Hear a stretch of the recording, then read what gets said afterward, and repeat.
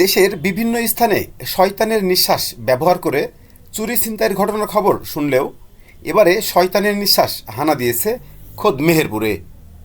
তবে সকলেই শয়তানের নিঃশ্বাস সম্পর্কে সচেতন থাকবেন। প্রতারক মনে হলেই নিকটস্থ আইন শৃঙ্খলা বাহিনীর সদস্যদের শরণাপন্ন হবেন।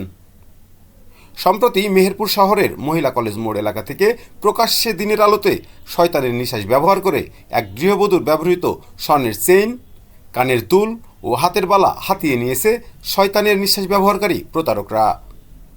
এই ঘটনায় ভুক্তভোগীর পরিবারের পক্ষ থেকে মেহেরপুর সদর থানায় একটি সাধারণ ডায়েরি করা হয়েছে। নিজে সচেতন হন, অন্যকে সচেতন করতে ভিডিওটি শেয়ার করে আমাদের সাথেই থাকুন।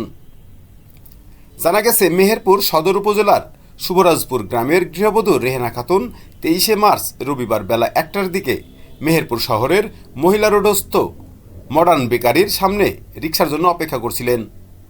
এ সময় অজ্ঞাত একজন এসে তার মায়ের চিকিৎসার জন্য ডায়াবেটিস এর ওষুধ বিক্রি করে অর্থ উপার্জনের কথা বলে একটি প্লাস্টিকের কৌটা দেখায়।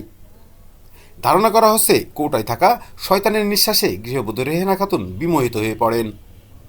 তখন প্রতারকরা তাকে কৌশলে মহিলা কলেজের দিকে কথা বলতে বলতে নিয়ে যান এবং একসময় গৃহবধূর গলায় থাকা 1 ভরি ওজনের একটি স্বর্ণের চেইন, কানে থাকা 6 আনা ওজনের এক জোড়া দোল ও 12 আনা ওজনের হাতে থাকা বালা নিয়ে সটকে পড়েন। ঈদের সময় প্রতারকরা ব্যাপক সক্রিয় হয়েছে। আপনি আমি সচেতন না হলে তাদের খপ্পরে পড়ে হারাতে পারেন নিজের কাছে থাকা সর্বস্ব।